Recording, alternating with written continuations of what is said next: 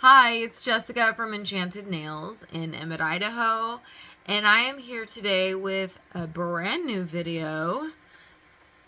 That's my window.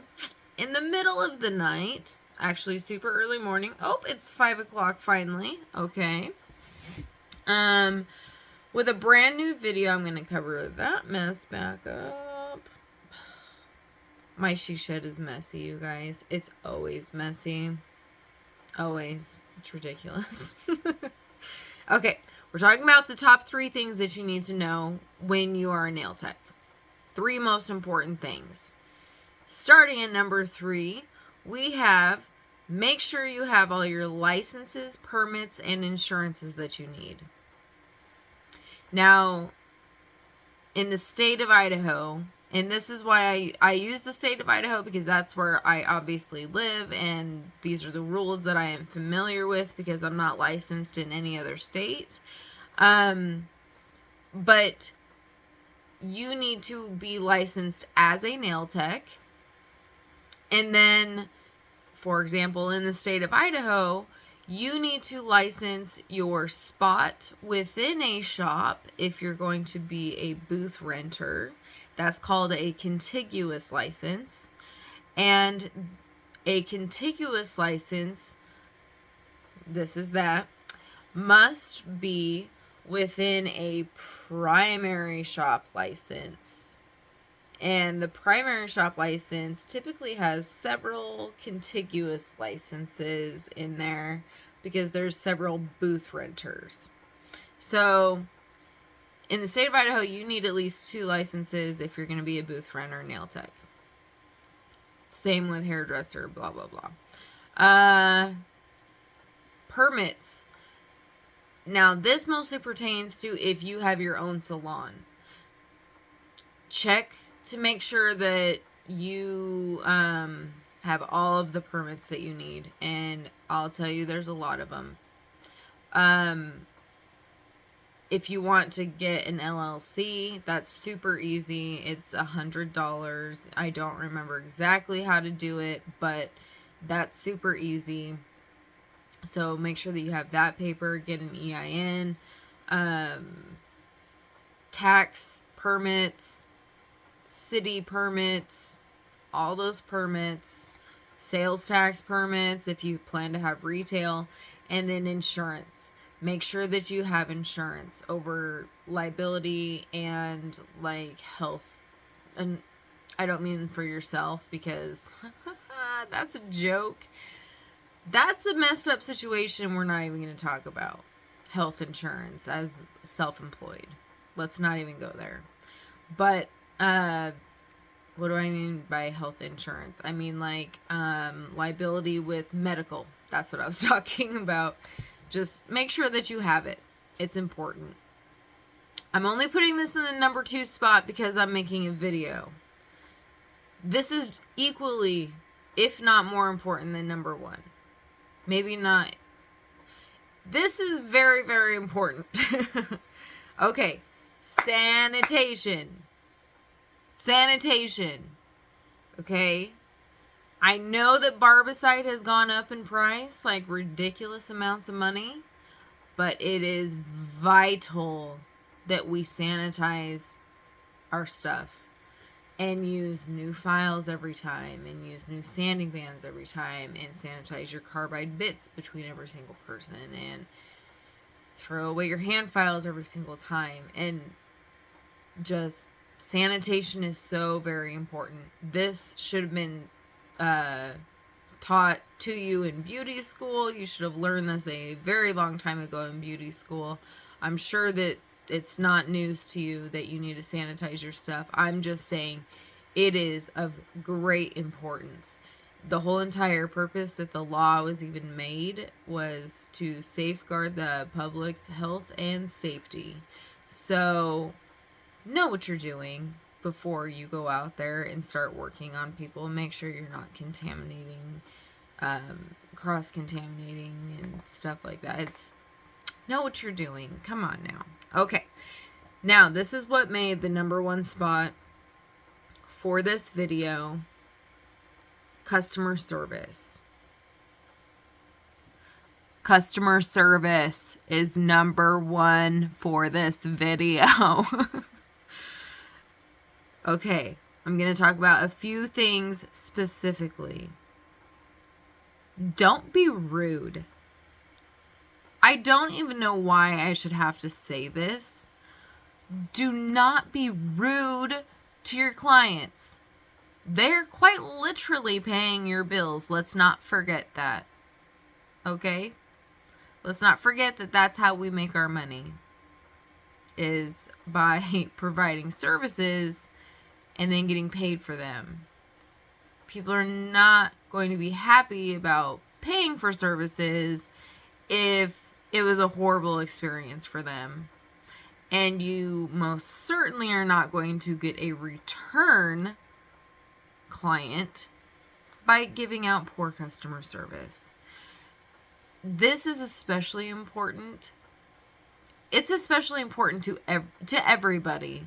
And let's be real here. The whole entire world could just use a little more niceness or whatever right now. Like, this is... Don't be rude. Don't be rude.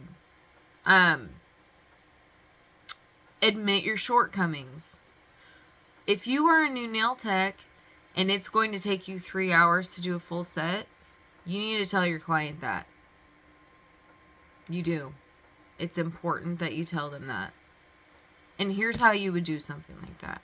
Because I know that that's hard and it feels like, but it's not really, but it feels like you're admitting that you can't do something as well as somebody else. That's not what you're doing. What you're saying is, what you should be saying is, I don't have as much experience as some of the other nail techs in this salon because I'm just actually starting out.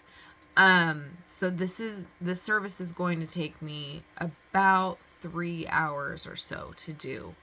Is that still okay with you? Do you want to continue scheduling the appointment? Because that's when you need to tell them that, not when they show up. Okay, you need to tell them that over the phone when they're booking.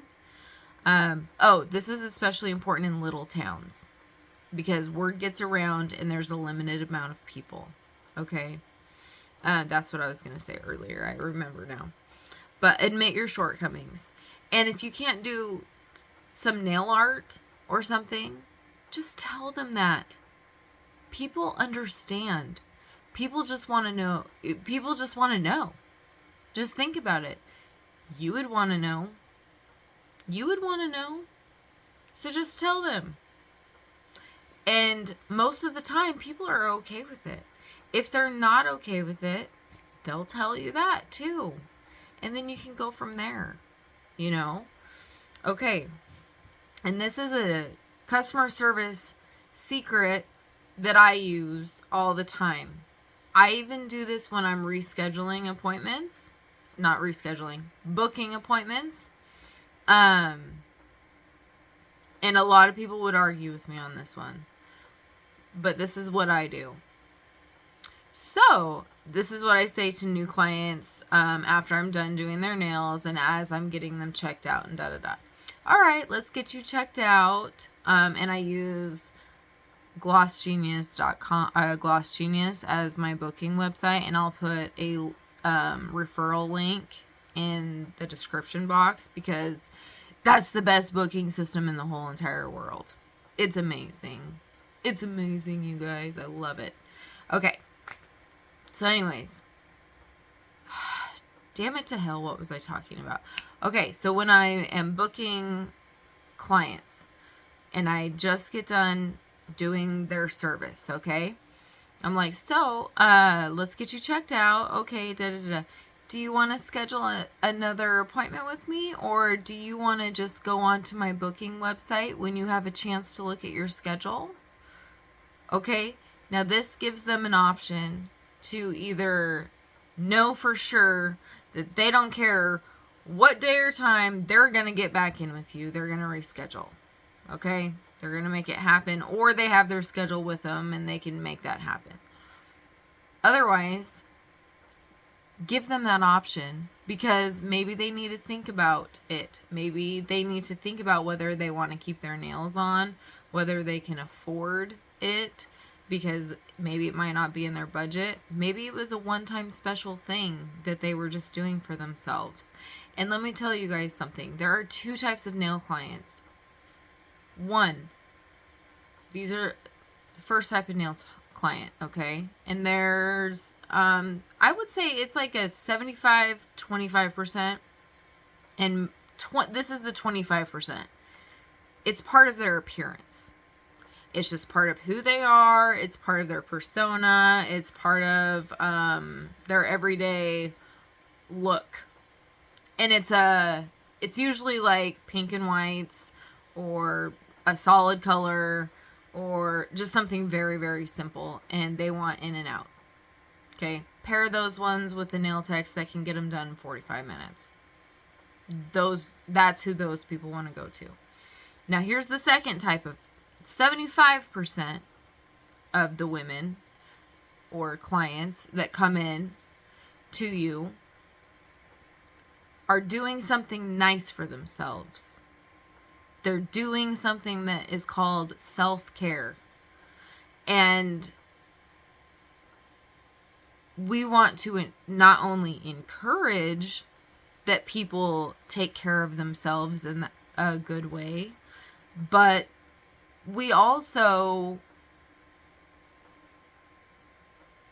Hang on just a second. Okay, but we also, so not only do we want to encourage that they take care of themselves, okay, but we want to make them feel spectacular and amazing. And I would bet money that at least a part of you became a nail tech because you wanted to help people. And I would also venture to guess that if you weren't doing nails, you would be doing something like in the medical field, helping people, or something helping people, because that's usually who's drawn to being artists, people who want to help other people. I don't know why. That's just an observation that I have made. It doesn't mean anything, but those are my top 3, you guys. Licenses, permits, insurance, sanitation, and customer service. If you guys have any questions, or you want to check out any of my other videos, please do. Like, share, subscribe. I'm trying to grow my channel. Also, I'm an ambassador for Cordoza Nail Supply, based out of Lebanon, Oregon. And if you use my code that I will leave in the description box below, you can get 10% off your first order. Okay. Love you guys. Bye.